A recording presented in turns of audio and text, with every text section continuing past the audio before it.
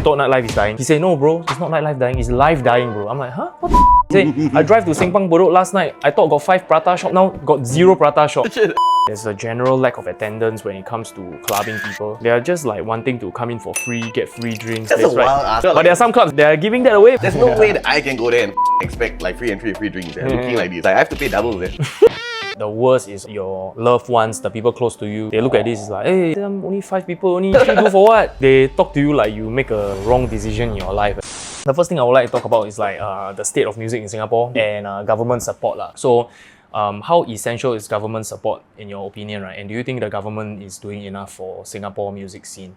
Oh man, it's like a tricky question, right? Starts with the hot questions, but like, yeah, it's always been the case, right? You know, it's like they always ask for like support from government and stuff, and like, actually, if you're a budding musician, like there are a whole bunch of what's it called?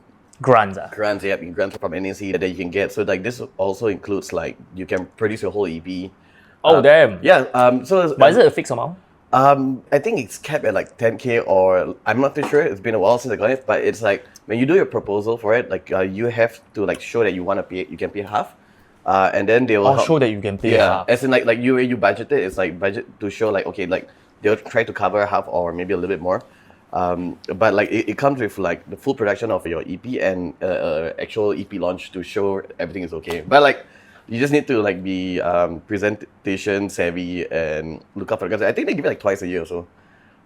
Twice a year per person? As in like for artists. Like so there's like 2 submissions in a year. Oh, yeah, not so everybody will qualify lah. Not everybody qualify lah. But it's like I think as long as if you put like a proposal that is like valid and it's just not like you just want to take their money and then this album is done and there's no plans after that kind of thing. But yeah, so I mean that's one of the support stuff. But like you said, like the current state of music is like this could also intervene like how like the nightlife's dying and how can government support that. God. I just want to get to a point. Just now, one of my studio mates, right? Yeah. We thought nightlife is dying. Yeah. He said, no bro, it's not nightlife dying, it's life dying bro. I'm like, huh? What the fuck? He said, I drive to Sengpang Bedok last night, I thought got 5 prata shop, now got 0 prata shop. Shit. And then Hai Di Lao Bedok closed. Bro, everything is closing man, not nightlife only. Shit. Yeah, If Hai Di Lao can close, you think any club stand a chance? That's true, man. Dude, Hai Di Lao is gods, yeah. Yeah, we like. And it being a massive chain as well, it's like even like so like I used to get like my guitar stuff like always set up and restring with this guy that owns he runs a space out of East Coast. Yeah. It's a shop house place, and then like this first time I reached out to him in a few months, and he told me like he just like left his place and he's been there for I would say like is it 15 years or 19 years? Oh shit. I've been renting his unit, and like since like past COVID, right, they went like it's like close to like 4 times the price now. So when the lease just ended, they asked him to pay, and it was like wait, they increased his lease by 400%. As in yeah, so like if we want to increase it, it was like it's about 4 times what he initially paid. Yeah, and it's a second floor shop house in East Coast, and he was just telling me that last week. I was like, "What? This is fucking insane, man!" Like, it's like I feel a lot of them is like they're so focused. I guess this reality people is like so focused on getting like the most money now versus like okay, I don't mind giving it for cheaper but longer with like more loyal followers. It's like, yeah, it's like that's why you see like there's so many like spaces in Singapore. It's like it's all empty, all these fucking malls. Rent is just so ridiculous that. So it's not like it's gonna be demolished. It's No, just man. really too expensive to Yeah, rent. too expensive to rent. Yeah. And the landlord also not giving up. Like they are like holding their position, right? In fact, they're asking for more money, which is fucking insane. Oh man. In this shit. like economy, I like sometimes it's like I feel like they're so like they're so far away removed, and they have no like connection with people on the ground, and how it's like even if you're a small business trying to run it, it's like how do you make sense of like you need to pay your rent like 4 times, your overheads and your staff to like make it make sense. It's like there's no way you can if you can like quadruple your income already, you have done it. And like just to pay the rent to increase that much is bonkers lah. This is a like very wide scale problem, right? But trying to zone back into just for musicians, Yep. twice grant offered a year. Yep. But then very difficult. That's why I guess most people will be like saying, oh, government is not supporting, but at least government got support, but Yeah. it's not that easy to get. And do you specifically have to target the kind of music that you produce as nation building, like I love Singapore kind of shit? Because we're all doing dubstep and rock, you know. I think like one of the like the goals for like NAC and stuff like that, right? It's like they want like Singapore like art to be like exportable. So it's like they want to export really, because ideally they would like when they do like support this kind of artists, they would like them to do better and go bigger and like tour, and it's even grants to like when you go for tours to pay for the flights there, for artists that they can, and I think they want to give out a little bit more, like it's a little bit more lenient in that, but they cover the cost of like flights, but I mean like stuff like booking your own tours and all that stuff keeping going. It's like they only can support you so much. They're not gonna like hand feed you everything. Of course. Yeah. But there are a couple of grants, but like it's a grant, right? It's not a loan. Yeah, it's a grant. It's a loan, yeah. Wow, better than record label already though. Actually, if you think about it. Yeah, and it's like I don't know, man, after maybe this new election, also maybe there's new budget, maybe there'll be a whole bunch of new like initiative going forward, whatever they want to do with the art scene.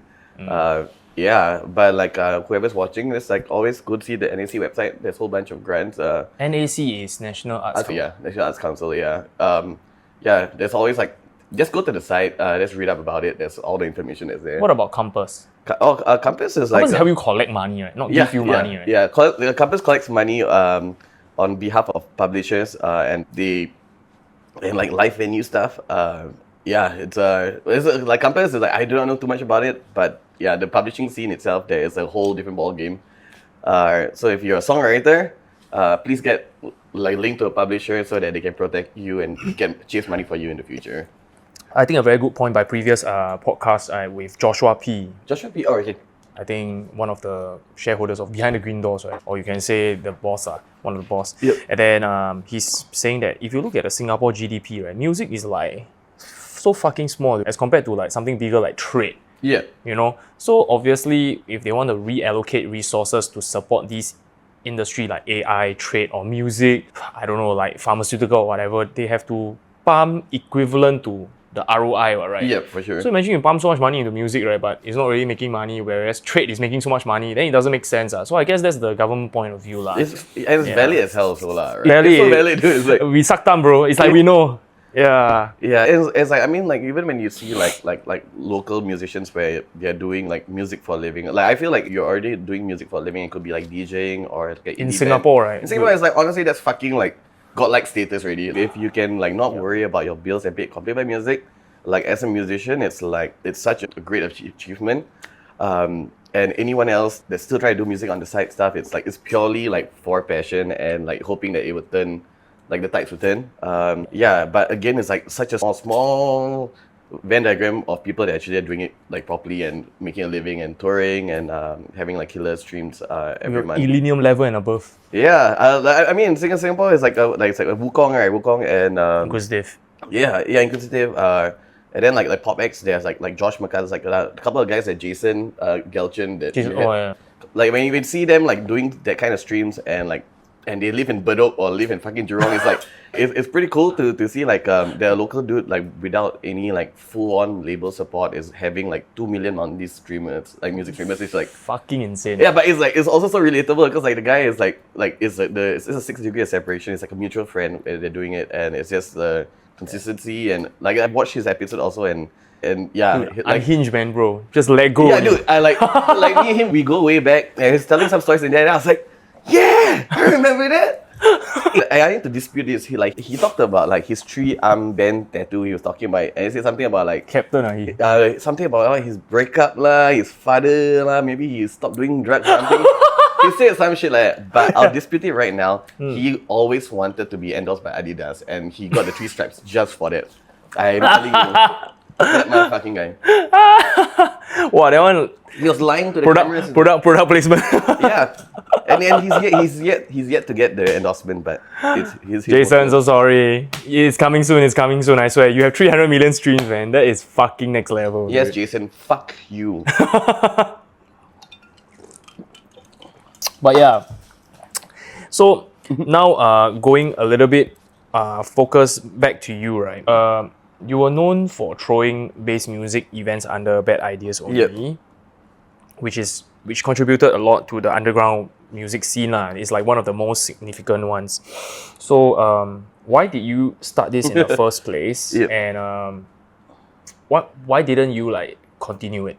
Why did you start and why? Like I started is because like I got into like dance music in like 2013, 2014. Like my brother's super into it, and I was like all into like heavy music stuff. And then there's a bit of a shift, and I got into it, and like I really like connected to like all the Jack U, Getter, that 2013, 2014 like bass scene time, and What's So Not and stuff like that. And and it was so handful that like those DJs would tour Singapore at that time also, and like.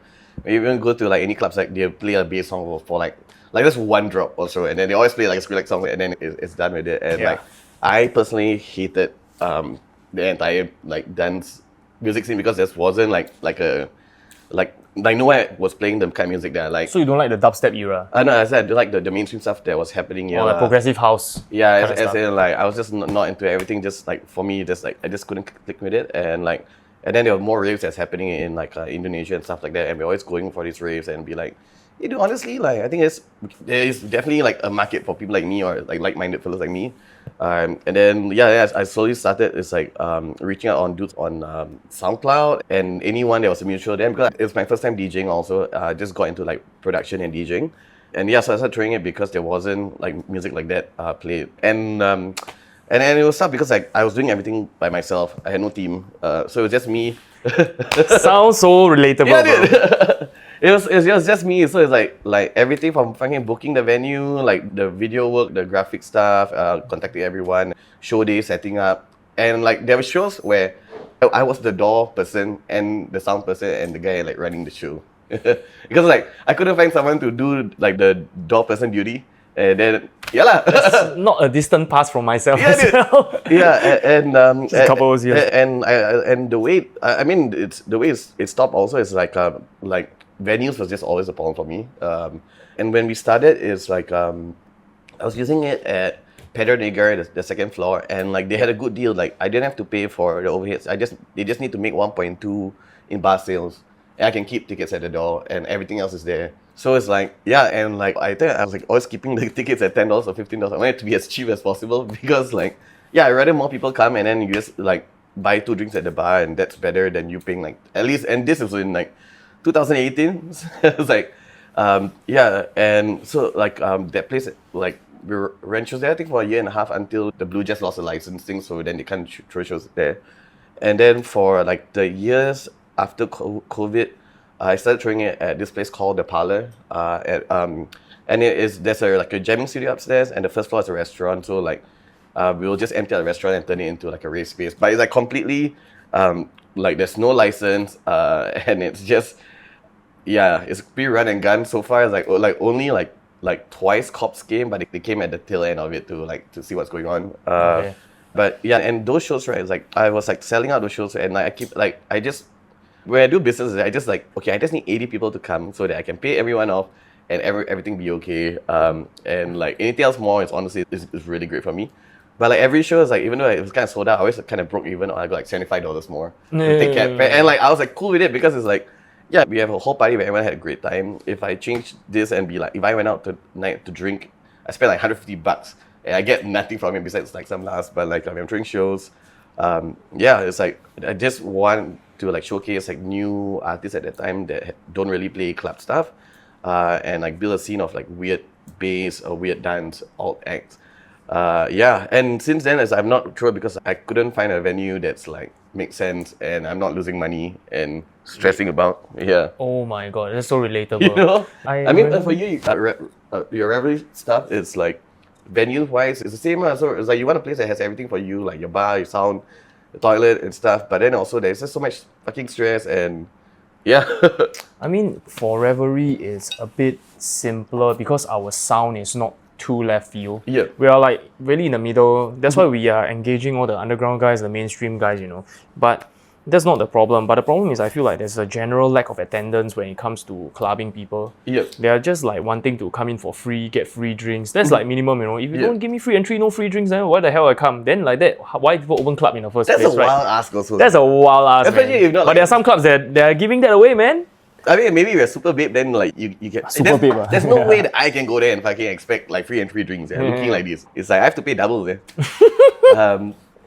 But yeah, it's like, and for you also was the hardest part like keeping it consistent. Were you trying like quarterly or monthly at the time? Dude, I fucking monthly one, bro. Whack. Then Shit. for 2 years, then after that, I'm like, wow, the amount of effort for the return, right? Yeah. It's not worth it, lah. So I just felt like, okay, you know what? Why don't we just take a step back and build community first through content, and then Yep. from there, right, people care about us enough, and want us to do live events, then we do it, lah. You know, look at all the successful podcasts. Like I always give this example, right? You know, Bad Friends, Bobby. Yep. Dude, he did a show in Singapore, man. Yeah. It's just two guys coding vulgarities on Exactly, on man. the internet. Yeah. And then I'm like, what the heck? In Singapore, is there like a equivalent of a podcast that's actually really fucking huge? I don't think in Singapore got fucking huge podcasts, but Yeah. I think they got like 20, 30,000 views per podcast episode, that Yeah. kind. So it's considered not bad. In Singapore standard, is big lah. Yeah, yeah. And then whenever they are like, okay, so they talk about current affairs, and then sometimes they cover some food stuff like, okay, you know this fucking prawn noodle at Bedok is damn nice or something like that, right? Okay, we will choose 3 lucky fans to come. Then Yep. freaking end up 100 people come. Can do rave already, bro. Right? Oh man, especially when you get older, to call 100 people is damn hard. Yeah, but they just like literally post on Instagram only. Then bam, 100 people. Like some freaking John Summit, Dom Dola DJing at the rooftop, Singapore version, bro. But also, you say free food, Singaporeans will come. But they just want to hang out with the host. That's cool. Yeah, so I guess like this is the whole entire thing, right? Everybody's trying to sell, oh, check out my single, check out my DJ mix or whatever, right? But then nobody wants, because there's so many people doing the same thing. Yeah, dude, and then Yeah. it's like I don't know if you feel it also, it's like, especially like being a bit older, like for the people, I'm 35. I've been yeah, we're all around the same age, but it's like, I think when you get older, it's like you're supposed, like as a musician or like a brand, they say, oh, you need to make more content, I mean, do so and so. But after a while, it's like you feel like so fucking guilty putting posts and begging people to come to your shit or listen to your stuff. It's so like I saw something I don't want to post anymore, but I think like, hey, but you should. But I mean, this few hundred guys, they already saw this fucking post. If they wanted to listen to the song, they listen already. They wanted to share it, they share it. You know, it's like, but then in my head, it's like, no lah, maybe there's like 2 fellas that never see this thing. Yeah, and then sometimes I feel guilty posting, even though I'm supposed to. Apparently, supposed to. Yeah, and it's like, yeah, man, to the people following me on IG, I'm sorry for reposting so much. No, The internet told us to do this. I don't think there's ever a point where it's enough, man. It's always constantly not enough. Like because there's more and more content creators, and then less and less people watching, right? Then the attention real estate is very little lah. Then everybody is like, So, but it's like, do you feel like you know, like teetering between like IG and TikTok? With TikTok, I feel like there's like way more strangers there. I don't mind to be more shameless there, but because like IG is more like friends and people I actually fucking know. It's like that one's I'd be like, hey guys, like at first, but eventually when I look at this as a job, right, I just have to do what I have to do. You know, and this current climate is like you need to act a fool to get attention, which I don't think, right, even at our most retarded phase, right, we cannot act a fool as in a more capable way than Gen Zs. yeah, but I know it's either Gen Zs or fucking like boomers like talking political stuff. You know, it's like there's 2 extremes, right? And you'd be like, how far would you go to like make your content viral? Like, do you need to do like some Kanye kind of shit to like I show speed? Yeah, it's like the opposite. I show speed is like okay, like he's like that loud and that's like fucking presence, but it's like so positive stuff and that works well for him. But then everything else that's amplified on the internet is like some negative, like you say some racist shit lah, or some fucking like transphobic stuff, some homophobic stuff. Then like all of a sudden that fucking video will have like 3 million views, and then like for a track that you've been working for like 6 months, like nothing close because you didn't say some wild shit, you know, or do some wild shit. And like sometimes like that's the real, like you said, the real estate we're competing with. That's what we're up against. So we're up against with like super like dead thirst traps or like some fucking hateful like viral content stuff or some fight video, and then somebody there will be like, hey, check out this song I produced. You know, it's like, well, man, sometimes you see it and like, there's no way I can fight with that kind of content, man. And like, yeah, and the real estate is so small. And then there's other musicians that do even louder stuff than you. Then they also take up that space, and then you're just left with the scraps, yeah. Somebody told me, right, that for Revelry, this channel, to get a Gen Z intern, right, to help me funnel traffic. Okay. So they will do the loud stuff. They will, hey, they get the traffic, right? And then we have the skill and the experience to create retention. Okay. Yeah. So I guess that's maybe best of both worlds, right? Is there an open call? I guess so. Yeah, if you're willing to work for free, no lah. I don't think so lah. I don't think I'll be hiring anytime soon lah. Anybody that believe in our vision, just come and hang out with us, and then we can discuss something. Or that's the ideal lah. Because at the end of the day, we need each other to survive lah. In this, if you want to do entertainment, you want to do the arts, oh my god, you can't do this alone, man. Don't. Just Don't. It's not for the faint-hearted lah, to be honest. Yeah, it's like after a while, it becomes a little bit like masochistic. Like it's so painful and it sucks so bad. But then we still do this to ourselves. And you can't help it. And it's like, especially like once you're older and you're still somehow into music and not jaded, and want to have nothing to do with it, it's like it just gets sadder every year.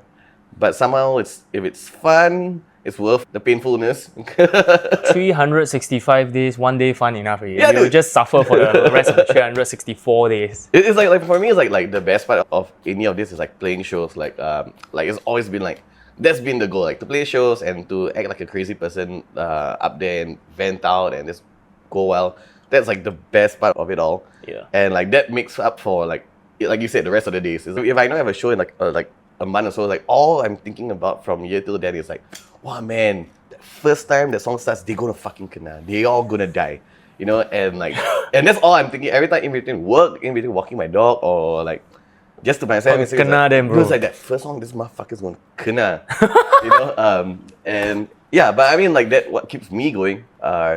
Yeah, but again, like let's say we take that away also, and just only like putting out music and stuff, like it's also depressing. Yeah. It's also depressing. Yeah, that's also the reason why, like, I think the clubs that are successful are those that don't tell the DJ what to play. But that's also an inherent risk, right? Because if you don't organize everybody, then your club will be in a mess. Yeah. So it's like find balance again. Like you've been in that sphere before of like all the major club stuff, right? Like how like blatant or direct do they say like, hey man, okay, you cannot go certain BPM, you can't do this, you can do that, or do they like, hey, like that, keep it to 140, yeah? You know, it's like, do they like, bro, they tell you play Pitbull, they tell you the song and the artist all, yeah, in your face one, because they pay you, they can do whatever they want, yeah. But it's like you know, like the kind of what's it called, the criticism or like they give to you, like this is like super constructive. It'd be like, hey, maybe the next time you maybe like chill out the first hour, maybe go more pop next hour, like. Is it really direct in that sense, or they all like, hey, maybe you should play more catchy songs, or? I don't really have any so far lah, because I think I have very good mentors, right? So I don't have people giving me good constructive criticism that I never heard already before. Yeah. So when I first started DJing, I already know the proper warm up, what kind of songs to play, right? But I always get like shit requests from boss that don't know anything. Yeah, they got the money to open a club, but they don't know how to run it. So because they think that they open it, they deserve to get a say in it. Yeah. And then the whole flow of the night is thrown off, and then they are like, why people leave so early? And then we are just like, you know. I mean, that's why they hire guys like you and your music supervisors to figure out the branding and sort it all out, right? You're supposed to trust the people you hire, but that doesn't really happen, you know. Yeah, but for the place that it actually happens when they actually trust you, right? Then you can see like long partnerships happening, lah. Yeah. Then we're willing to go the extra mile for them and everything, make things work, lah. It is very turbulent time, lah. But it's like the request is like what's the worst? Is it or worst or most common is like more like Pitbull? Basically, it's just like this guy buy this amount of bottle, play this, and it can be something no link one. So you can be playing pop whole night. But if it's a song request, or they want you to change the flow of the night to be like more Manyao songs all the way through, all sudden. Yeah. Like it can be like your flow is like that, right? Then suddenly, then suddenly go up. Yeah. But the guy bringing the bottles, like, if no choice, they will just shake according to what tempo you give them, bro. Yeah, they just shake according to it. All these people, they just collect money chow already, right? Then this club closed down, they just go to the next club, they have no loyalty one. So like, you know, they also don't care. Yeah. So if there's an institution being built, we'll put in our life and soul for it. That's how it is as a musician. You know, we are so used to not earning money, right? That if shit don't work, right, we don't give up one. It's like it's part and parcel of life already. No lah, but it's also like it feels like it falls on you to like do okay. If I don't give a shit and don't try to want to change things, then who the fuck's gonna do it? Right? Exactly. Yeah. And then it's like, and then also now it's like you're closer, you're more in a position of like shaping things or influencing like the practices or what they can be changed, because like you're older and you've been in the industry long enough, people take you seriously, and whatever you say like with more weight than when you're younger, right? And also like whatever you're re-amplifying is probably what the younger fellas also think. Like, say, hey, maybe we can make it cooler, it doesn't have to be fucking lame. You can go a bit weirder, and then like now that we're in an older spot, like if you stay and struggle through the fucking like terrible requests, like you can shape it better, right? Yes, someone told me play the game to change the game, man. Yeah. Holy fuck, dude. But some people play the game, they kinda suck into the game, bro. Hey man, no, but it's also like, let's say if you're on the winning team of the game, then you don't want to change the game. You know, it's like, let's say it's like if you're like, you play the game and then like you're okay being on the winning team side, and then you'd be like, hey, why the fuck? I'm having good, everything's sorted for me. It's not difficult. It's an easy ride. Why do I want to change the game? The game is rigged for me. So it's like, yeah, down to like personal benefit lah, which is like, I guess that's what's the problem with the scene right now. Everybody's so like concerned about themselves, right? For sure, yeah. There's okay, there's like the rich get richer, and then the poor just like all struggling. Yeah. And I guess that the owners, they know that all these musicians, they won't quit one. They will just do it for exposure and it's okay. They love music too much. I mean, there's always some guy that will do it for. And again, it's like I also am. I think I'm also pretty guilty of that because initially anyone wants to play, I'll like do it for whatever. But that's also because like, I think you just want to play shows, you want to change. Maybe it's like I play the show for free, I can change the game and like change my. It's like. And it's like the opposite also, but like it's like playing lottery. Yeah, everyone gambling, has a different angle. Yeah. And like it's like that the whole like one show can change my life. That fucking thing is like, shit, it's real, man. Yeah, dude, I'm a fucking grown ass man. Right? I still believe in that. And then be like 5 further in the room like watching me and be like, no, one show. And there's the shows that were like super like even as Esther stuff as like a DJ, half DJ, hybrid set. It's like by the time my set starts, it's fucking like 2:30. There's like 5 guys in the room. By the time I set up, it's another half an hour because of all my gear. And then as I'm playing it, and like it's one of those like I think if I had like thinner skin, I'll be like, you know what, I'm done with music. I'm done with this. It was one of those fucking nights lah. And like I was doing things wrong, but there's 5 guys in the crowd, and I don't really give a fuck. But I just want to rage out. And after I load up my car and drive back, I was like, wow. But I'd be like. But maybe one of them, like maybe they might not have been into like dance music or the stuff that I play. They'd be like, hey, maybe they found a new genre or something in there that's kind of cool. I'd be like, yeah, hopefully that guy enjoyed it and it changed him in a little way or so. And then I justify this fucking behavior and experience, and I'd be like, okay, next week again, let's go. But yeah, one show thing is approaching every show with that same like, yeah, dude, it's like it's like 5 people, 500, 5,000. It's like they're still gonna get the same show, but sometimes emotionally and physically it's so hard to give it all where it's like it just looks so sad. Yeah, and I think it's like the worst is your loved ones, the people close to you. They look at this, it's like, hey, walao, every time only 5 people only. Still do for what? It's like they talk to you like you make a wrong decision in your life, and then you just like. And you also can't justify it. You'd be like, oh man, I wish there were like mad babes or like super hot people dancing around me, and then I can justify what I've been doing and wasting my time on. But it'd be like, no man, it was like 5 sweaty fellas, 5 sweaty fellas in the crowd, and 2 of them like probably they're not into music. The other 3 is fucking drunk out of their mind. They know where to go. That's why they're still there, And then you can't explain that to your mother. Yeah, man. So, yeah lah. It's so difficult to traverse this musical world. Do you still have to like with your parents when they talk about music and stuff? Do you still have to do like the, oh boy, you still do music? I'd be like, yeah lah, no, but it's like a little bit, or like have they been like throughout like knowing that music is such a big part of your like the income and all that stuff and DJing and stuff like. So now I've since picked up a day job so that the income does not solely come from music lah. Yeah. So I can truly like express myself, and because if you need something to earn money, right, then you cannot really express your 100% truth. For sure. Yeah. You have to go towards that music making direction. But if it's not right, then I think you can really express your true self, and you will not be burdened by it lah. And the gig economy is so bad right now. Yeah. Gig economy is so bad, nightlife is so bad, and then if you lean into that, right, and try to make a income out of it, especially in Singapore, right, it's like asking to be killed. It's really stretching you. Unless you're like secretly a crypto guy in the back, that kind of thing, that doing the trading stuff that kind of tides you over. It's like, if that's fully your income only from that, is a scary place to be also. Right? Yeah, but then I think music is also about like suffering. If you can relate to people, then that's how they can relate to your music, right? So if you're a rich guy, right, and then you are making music, right, then you're making something that is like people cannot relate. It also probably wouldn't do well, right? I mean the artist struggle thing is like, but also you're a rich guy, you got like access to like all sorts of producers, visuals. There's a but then again, it's like whether you can come up with it yourself. Also, it's like you said, that struggle kind of makes you like, those experiences make you be a better artist, and then you're right, and you think about it a different way because you're not pampered, lah, right? Yeah, it's a, man. Songwriting, music making is like it's a pitfall, man. Once you get into it, and like I've been blessed in like the previous jobs that I have, or even now, it's like I get to work with like composers like they do music for a living, and this will be pop songs fellas or guys that do like music for ads, and like they got it down to a science. And then it's like I've known like so much producers in Singapore, and like sometimes it's really a science where every song formula is like, it's like, these are the exact bars we need, this is all the layers that we need, this is everything, and just maybe the vocal hooks is the one that really kind of changes the game.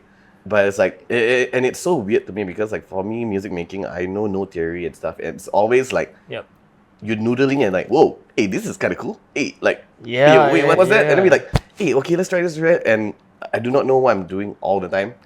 And it's like the opposite way where like, fellas, when they hear songs like, okay, this is the key of that and this tempo. So okay, this bar, only bass and keyboards, this one, they can do that and stuff. And they break it down and it's like, it breaks my brain like how scientific it gets. And like, and that's how sometimes your pop songs are like, it's a guaranteed hit because they follow all this formula. Jason, that bastard, is one of them. Yeah, it's like he showed me like every time there were new trends of pop songs, he would break down the songs that are huge and be like, okay, this song is 2 minutes 30. It starts with the hook and it ends with the hook. The hook's 3 times and 3-time chorus.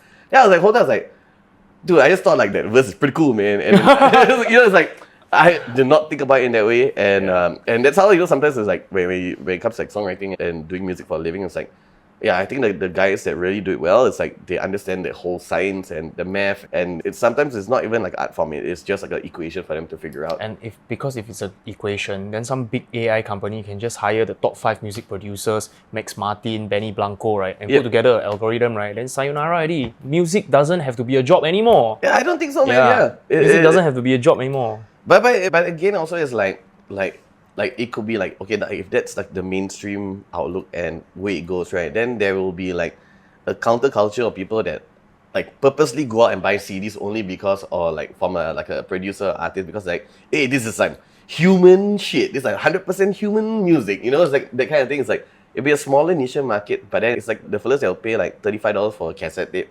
of a reissue of an old album, which is like, you'll be like, who's gonna listen to it? But it's like it's more than using this cassette. It's just like supporting the artist and this album and songs that mean a lot to them.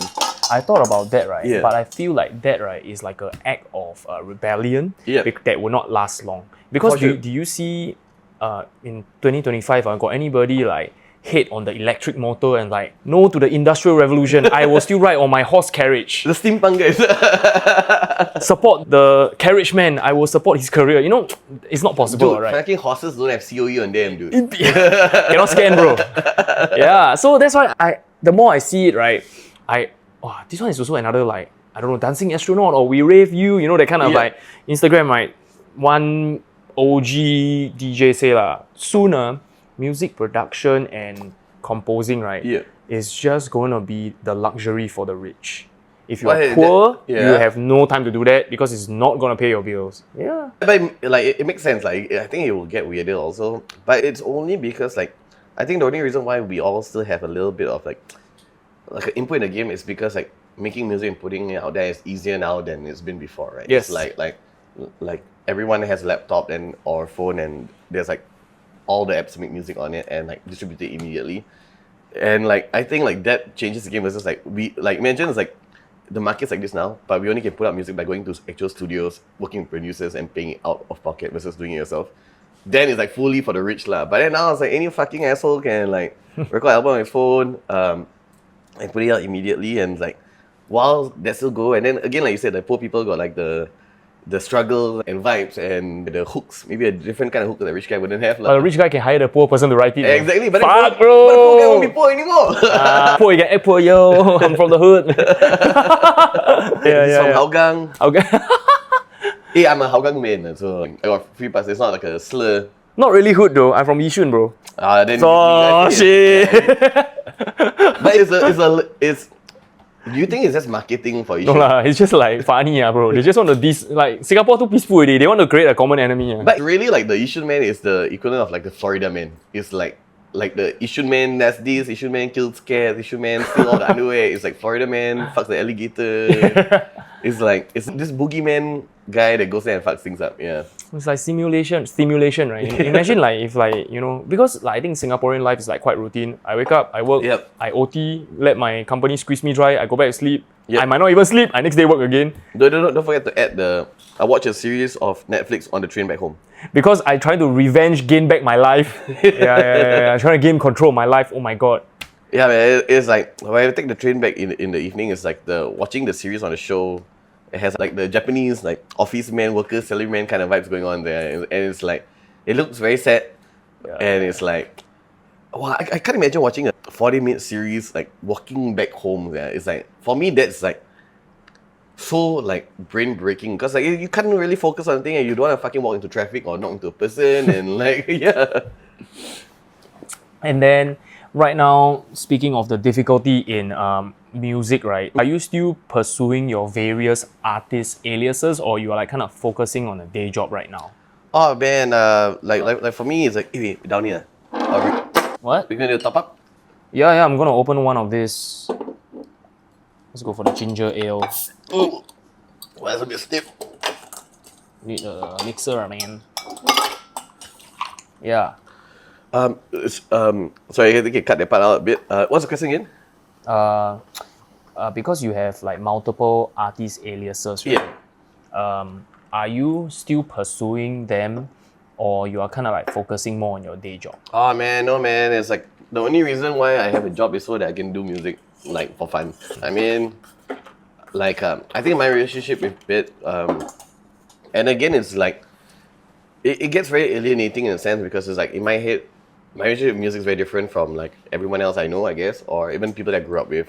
Yeah. And like for me, it's like I just need to do this, dude. And it's like it's so painful, but it's so fun. But I'm so ambitious, and like I'm still very driven, and I have a lot of things that I want to put out and do. And also, I have zero things pushing me. I have like so little like ROI, so little. It's just fully. It's like creatively, I just want to put out like the weirdest things that I can to like show that hey, music from Singapore can be a little bit left field or off center. So like even with all my acts, yeah, it's currently recording. So like I play. So as solo stuff for this is like there's DJ stuff, which is all the bass stuff. But like in recording wise, there's an EP that I have coming up. There's like a folk song in there. There's a punk song. There's a big room. There's a drum bass song. There's like full on like. I don't know, you play guitar for opening set. Yeah. That time was what? You're doing opening set for some Collective Minds event. Oh, so yeah. Oh! No, it's like, so in line, bro. Dude, no, but like I like the things that no one knows is like I didn't know how to use CDJs till the week off. What the fuck? Yeah, dude. It's like just guitar all the way, No, it's like so it's like the show was happening on like whichever weekend, right? And the week before, and that weekend, is like my girlfriend's best friend's wedding, and it's in Bali. I bought tickets. The flight was on Wednesday, and so a full week trip. And so imagine the Wednesday is the wedding trip stuff. On like I think it was on Sunday or Saturday before. Like Collective Mind said, hey, like ISO is playing. Like can you be the opening act? Then I was like, oh shit, man! Like 100% yes. And so I had to bill from this fucking wedding trip. And then I had to go learn how to use CDJs because I was always using Tractor. Yeah, dude, I've been using Tractor my whole fucking life. And yeah, I just say yes. And because like, why not? I say, oh yeah, and then it's like 2 hour set or 2.5 hours, start from 10 p.m. or so. So it's like, I was like, yeah, let's fucking go. And I'm like, just said yes. And fucking immediately I went to Pandemic, I booked the 10-hour package. Wow. Yeah, I did a 10-hour package there. And on the first day, shout out to Kirsten, my homie, the best DMB, left field, low ends, bass DJ that I love. On the first day there, I brought her to it. And I didn't use record box because I was using Tractor. So it's like, figure out how to export the songs from the fucking thumb drive, the comp to the thumb drive, and thumb drive into the thingy, and get used to the new workflow. And like, she showed me the first day, and like, yeah, and then it's like every day after that for the whole week. Yeah, I just keep going there and figuring out. And while learning this thing, right, I had to go plan the fucking 2.5 hour set because like the problem is like I have no slow songs in my set. Like I never did warm up sets before because it's always been like heavy, full blast. That's all weird. Let's go. But kena the fucking start at 10:30 zouk till 10:30 till like 1, right? So yeah, which is like, yeah, I was dying. I was like so many panic attacks during the whole thing, and then like when I go up there, lucky because like that first half an hour there's no one. So even soundcheck is the first time I've been behind a DJ booth like that, and with the aircon damn cold, and and like everything was like foreign to me, dude. Yeah. The fact that you say you straight away booked the 10 hours jamming session, you bail from a wedding trip, right? Yeah. This gig is really net negative already for you. For sure, dude. Yeah. And dude, I also kena from my partners there. It's like they had to like, hey dude, like I know, and because like it was supposed to go for this wedding trip and then extend it, they'll be like and the fucking wedding night is the night of the ISO show. Yeah. Oh. Yeah, dude. I bet Collective Mind didn't know that, man. I mean, Now they do. thanks, Darren. Thank you guys for having me. But yeah, dude, it's like I play show. Then the next morning I fly out to Bali immediately, and then like Tour life, bro. Tour life, but it's like kena school, but the tour manager that's not there. But honestly, it's like it's just one of those things where it's like, you know, it's like you can plan for things, and then it's like shit just kind of happens, and then it's like you just figure it out and just roll with it. And also like on my end, I've been doing like DJ. I continued DJing because I never carried a thumb drive on me, and I used a tractor, and the tractor's fucking tempo. The controller is like 10 years old that my brother got. Shout out the Inrights. And so I was using it. I always thought you only can do like 5 BPM up and down. I didn't know on CDJs you can go higher than it. Yeah. I had no fucking clue, dude. Yeah, so it's like for years, I've been using this fucking tractor thing, and then like when I see my old mixes, like the tempo jumps and like the jumps between songs is like, I understand what he was trying to do. But now I'll be like, Chiba, dude, you can just like naturally fucking go up so many BPM and make Technology, man. Yeah, and I was so stupid, yeah. But like during that week, like learning the CDJ, it's the first time I felt like, hey, actually I'm a DJ. And then I got this thumb drive again, like people annoy people and say, hey, can I plug in? Can I try this? You know, it validated me in a way, and but it again forced me to convert and learn like a whole new instrument. Yeah. And that's why I feel like a fraud, because it's like I'm sure you spend so much hours in front of the mixer and the CDJ, and there is like this like unspoken relationship and language, and like this like muscle memory, this that you can fucking do this and stuff. And I mean, like I have the relationship with like other instruments, but with like an actual CDJ, it still feels foreign to me, but like I'm much better now lah. Yeah. But that's actually quite hopeful. You see, you don't really have to like human machine, you know, like fuse into one. You know, at the end of the day, you being booked for the ISO opening, right, it's really down to personal relationships, connections, and everything, you know. Yeah. And that's, I don't think, is something that AI can replace, and that's really actually something good. Yeah. Now that I think about it, lah. Yeah, it's fully because the dudes are running. They see all my posts and they know that I do like bass music stuff, and also it's like I think there is like, it's so weird because like the space in bass, man, it's not as heavy as like the apparatus stuff, right? It's not as heavy as like that raw style like hard dance, but then it's like noisier than fucking like house stuff, and it's this weird between where it's like neither near nor there, and Yes. But that's also the part that I enjoy because it's like so open-ended. You can play like a chill ass song and you can go fucking heavy, you can go back down, you can go drum bass, you can go wherever and still come back down. And having that freedom, I think as artists, they're like one of the biggest like I think like how you feel if you're successful, besides paying the bills, is like you can do anything you want, and then they just give you the freedom to do what you want in whichever space lah, you know. Just don't say terrible things. Yeah. And then now moving a little bit to day job, right? The thing that's powering everything, lah. So right now, are you still the Senior Music Supervisor at Big Sing? Yeah. And like I've been there for a year, and it's like I've been blessed to work in every field of the music industry, from like the indie label stuff, show promoter, publishing, and events, and at Meta doing like like servicing artists in like this like global social media major label thing.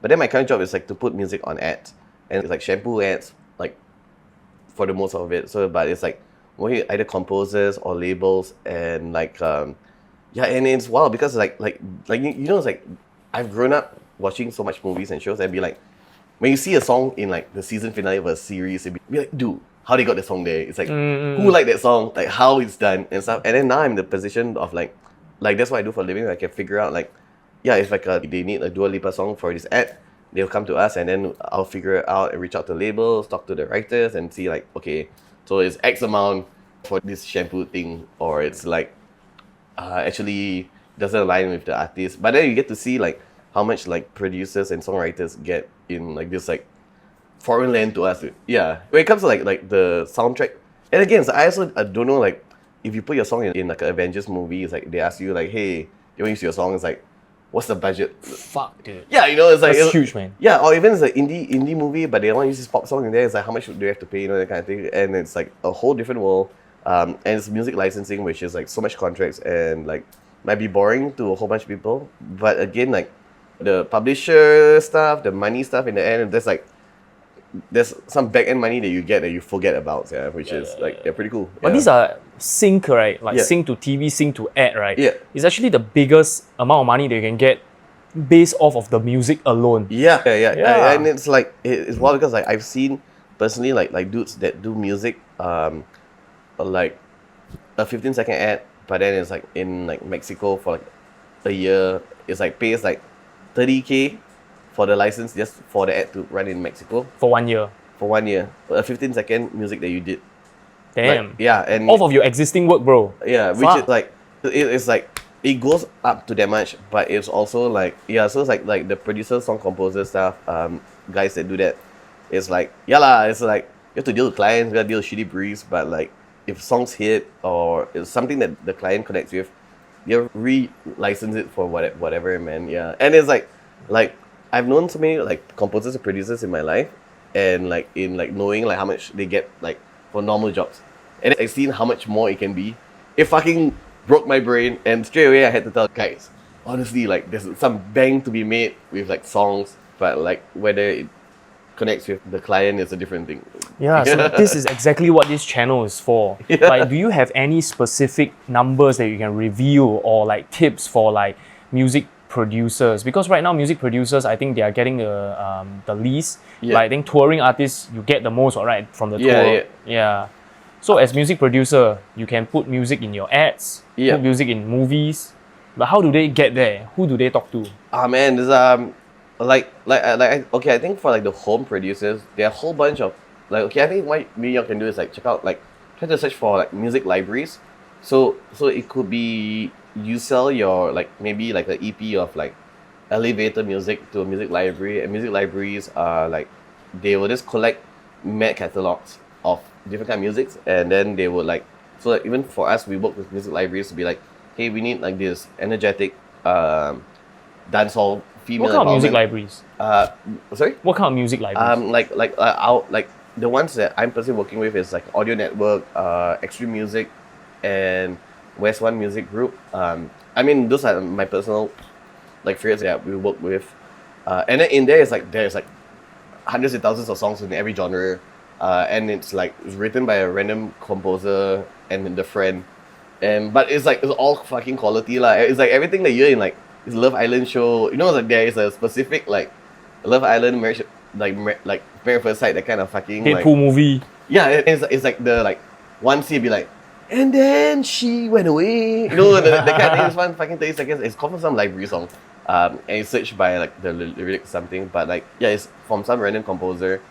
It's like if you are not in a position to pitch to get to do custom composition, like I think it's a good way. It's like reaching out these libraries and sending your shit. Hopefully they license it for you, and then they'll be pushing it, or it appears in their algorithm to like push it lah. Yeah, because it's like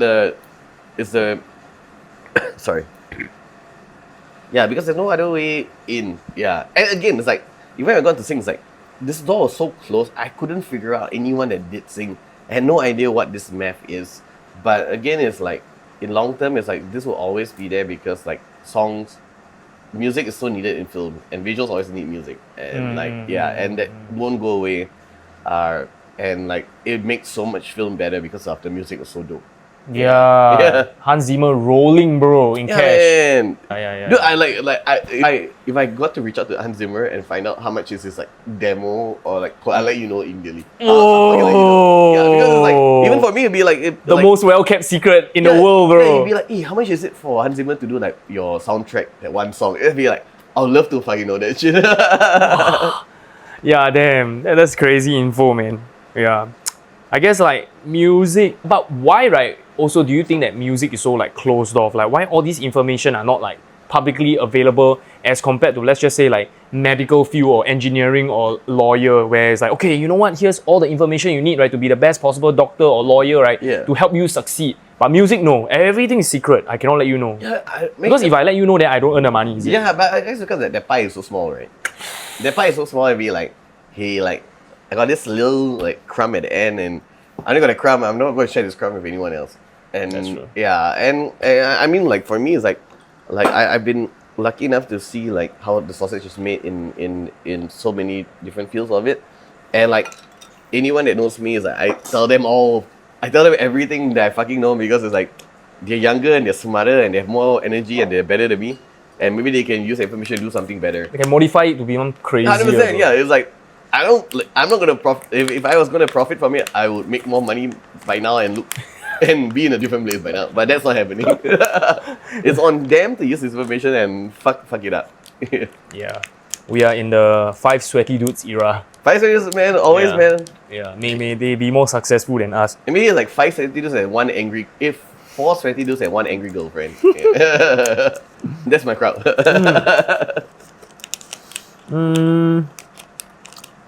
Okay, so last one, right? Last one is for those who start music as a hobby, but dream of transitioning into full-time roles in the music industry, right? Whether it's working in the record labels or corporate music roles, what advice will you give them? Oh man, because you also don't want them to like kind of give up on their dreams, right? Yeah, but it's also like this one is there is a conflict of interest in a sense, right? Especially like if you're hiring someone to, let's say if like it's like keep your own personal music stuff away from your corporate stuff, I guess, because like don't want to seem like, let's say, okay, you are push your own shit. Yeah, and you're not be like fucking weird guy trying to use it to like use this your new job to get gigs for yourself and stuff. That's fucking weird, and that makes you damn unprofessional. And I think there's a huge line you should draw between like the music stuff that you do and the kind of jobs you can work. You know, it's like imagine if I was like a pop singer, and it's like in the job that I have, there's like every song I'll like push myself. It's fucking damn like no shame, and it's like wrong, you know. But then again, it's like your job and your creative thing is like it should be different if it's not the same business. So let's say like again, like if I'm doing my heavy nonsense noise, it's like my job stuff has nothing to do with that, and it's kind of cool. So it doesn't overlap. There's no conflict of interest. Right. So it's something like you do heavy stuff, you will be working for Warner, do pop music stuff instead of working for Exhibition. Yeah. And pushing your own stuff. Yeah. I mean, if Exhibition hires me to do whatever, then that's cool. But like, I'll make sure that I'm their employee first and my music is second, because like I'm trying to I'm. And that's the one paying your bills. Yeah, you know. But again, it's like, but there were times where I was in positions where we had to do interview stuff, and the role was like for a music company, but we didn't want musicians to take the role because like it just like during the interview it just felt very self-serving. It feels like they want their role so they can like be like more. There is a certain like and we were like, hey, that was a bit weird, right? Like the person was trying to sell their music instead of selling them for the position of the job. Yeah. And then it'd be like there were fellas that was more like pragmatic, and they're like, hey, like this is a job, this is what I want to do and stuff, versus the musician guy where I feel like they know language, they try to wayang a little bit also, and yeah, the vibe gets a bit weird. Yeah. Actually, then there's a good strategy for this. You know, Night and right. So he gave me this brand new outlook on what work-life balance look like. So work-life balance is like, okay, you in a day you do your work, at night you do your music, right? Yeah. But his one is no, maybe for the first 5 years I do my work, I focus on farming money first. Then later the next 5 years, then I do music. So maybe they can work a full-time music corporate job. Enough money already, then they quit, then they all in their music. Maybe. And that could work. And then they have the secret DNA of everything that's on the back end. But the energy of like being young and or doing music, ready to like fucking go is like that's like again. That's true. That's true. It's like I've seen so many artists they came out and they're just like this young and like this 2 years there's like this lightning energy in them and they can take over the world. They 100% can. They have and they want to. Yep. And then like NS happens or something happens and then it's gone. Yeah. And then it's like you could be like, oh yeah, it's like it's either the capacity on then or it's like the first 5 years I make the most money, got so comfortable, I'd be like to like cause you take the energy to like fuck shit up after it's impossible, dude. You got so comfortable and you got so from dubstep artists become country artists, eh? Yeah, 100%. But that's why the money is and you're used to money, I guess. I don't know. Yeah. So in conclusion, music is like difficult. If you don't mind not making money, you might just survive in the music industry. I think you will barely. It's like music sucks. Don't fucking get into it. It's a pitfall. And I think it's also like a lot of things is like industry plan. Everything is really orchestrated behind the scenes. I mean, there's so much money and so much nonsense in the back. But it's like, but not many people earning the money, bro. No one's earning the money. I think if you get into music at all, or you have any sort of, if you just like it, just do it because it makes you feel good, and like it's cool to you, and you feel like you're doing something different. I think if you get into it to want to make money, or like be a certain famous, like if you're not rich and good looking, it's a tall fucking order there. It's a tall fucking order. It's like, yeah, it's like I think if you want to do any of it, it's like, yeah, you just need to give a shit about the craft, or maybe like not give a shit and just make the weirdest things that you can. Yeah, in that whole part, that's the only part I'm precious about with music. It's like, I feel like you should put it out because like it makes you feel a certain way. You know, that kind of thing. It's like makes you feel like, it's like you hear this, like this makes you feel like either comfort or it's uncomfortability, or I've never heard this before. Something makes me, it's like, I don't know whether I like this or not. You know that feeling? You know, at first, right, I was like having that mindset where you have to make music that pleases the crowd, right, in order to make a living out of it. But then the longer I'm in it, right, I realized that the best way to do it, right, is just do whatever the fuck you want, don't care about anybody, right, so you can do it forever until someone finally appreciates you for who you are, then you can finally make that big money. And then meanwhile, just find a job to survive till that day happens. Yeah. If you love nothing more than music, you know? Yeah, dude, I mean, honestly, it's like can you imagine, it's like right now, it's like you do music production and be like, hey, like, I need to compete with this like Benny Blanco song. And like, you're competing with it, maybe you could write a better song, but their reach and like the marketing and the money and the whatever. Yeah, the location. Yeah, it's like maybe you could have written like the best Selena Gomez song ever with like a local artist in there, and it sounds fucking dope, but it doesn't get viral or not. And like, but you're competing with him to do pop artists, which is like, yeah, that's a different playing field, dude.